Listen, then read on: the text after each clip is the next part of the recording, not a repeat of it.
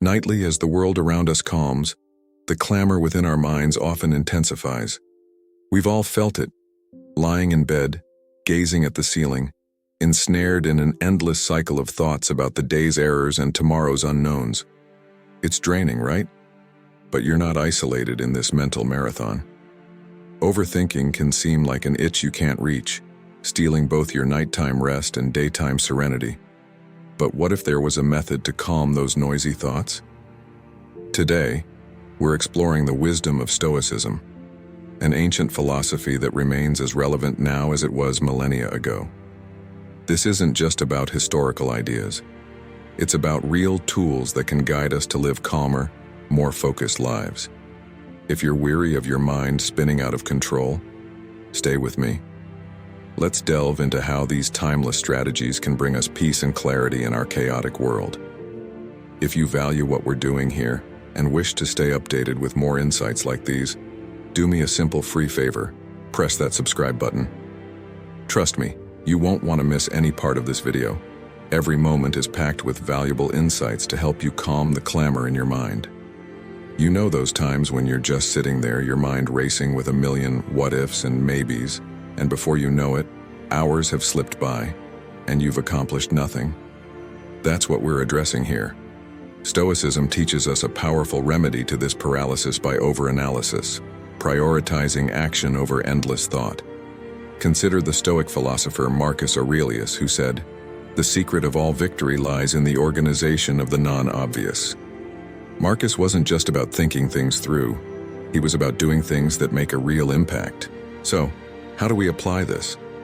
It starts with recognizing that action inherently propels us forward, while overthinking often spirals us into stagnation. Have you ever noticed that when you finally decide to take even a small step forward, it's like a weight lifts off your shoulders? That's because action is liberating. It breaks the chains of procrastination and doubt. Let me share a personal story. I once had an idea for a project and spent weeks just thinking about it, planning every detail in my head. But guess what? It never went anywhere because I was too caught up in trying to make it perfect. I was stuck in analysis paralysis. The moment I started to take action, even small steps like jotting down notes or discussing the idea with a friend, things began to shift. It wasn't perfect, but it was progress. The Stoics believed that we control our actions, but not always the outcome. By focusing on what we can do right now, we reduce the overwhelm of trying to control every possible future scenario, something that is, frankly, impossible. Each action you take teaches you something new, brings new insights, and yes, sometimes new challenges, but always movement. Every step you take is a learning opportunity, a chance to adapt and adjust. Here's something else to consider. Action feeds confidence. Each time you act, you prove to yourself that you can move beyond your fears. You build momentum, and suddenly, what seemed impossible starts to look doable.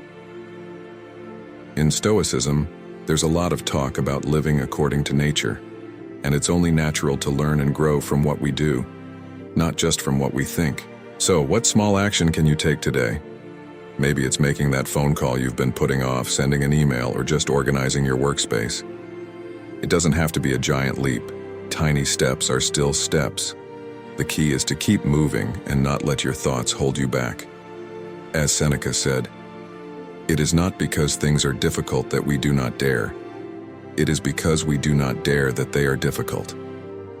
By embracing the Stoic way of valuing action over analysis, we empower ourselves to live more fully, more bravely, and with a clear sense of direction. Let's put those plans into action. Let's make things happen. You'll be amazed at how much more you can achieve when you shift from overthinking to doing. This idea comes straight from Stoic teachings, particularly from Marcus Aurelius, who often reminded himself in his meditations to keep his ego in check. He wrote, "You could leave life right now. Let that determine what you do and say and think." This was a reminder to focus on what truly matters without getting caught up in one's own self-importance. So, why is realizing you're not that special actually a good thing? Well, it's about understanding that the world doesn't revolve around our actions as much as we think it might.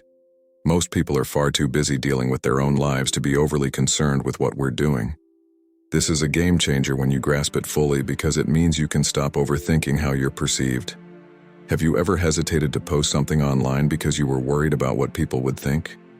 Or maybe you've been afraid to start a new project or pursue a job because you're scared of criticism or failure, believing everyone is watching and judging your every move. Here's the truth. They're not. Everyone is far too caught up in their own world to be constantly focused on yours. The fear of judgment is largely unfounded. The Stoics knew this and lived accordingly. Understanding that we're not the center of the universe helps us let go of the fear that paralyzes us and keeps us from acting. So the next time you find yourself hesitating, remind yourself that most people won't even notice if you fail, and if they do, they'll likely forget soon after. You're free to try, fail, learn, and try again without the weight of overthinking what others might think. This mindset is liberating and allows you to live with less fear and more authenticity. Now let's bring this all together. Overthinking is a heavy burden, one that keeps us from fully engaging with life and acting on the things that matter. But Stoicism offers us a different path, one that favors action, humility, and freedom from the fear of judgment. By prioritizing action over thought, recognizing our place in the larger scheme of things, and letting go of the fear of failure, we can start living more fully and authentically. So I invite you to take these Stoic lessons with you as you move forward in your day. When you start to overthink, pause and ask yourself, what small action can I take right now to break this cycle? And when you feel the weight of others' expectations bearing down on you, remind yourself, you're not the center of the universe, and that's okay. It's actually liberating. If you enjoyed this discussion and want to learn more about how Stoic principles can transform your life, make sure to subscribe to the channel and give this video a thumbs up. Share your thoughts in the comments below, and let me know how you're applying these ideas in your own life. Thanks for watching, and until next time, take care and keep living with intent and purpose.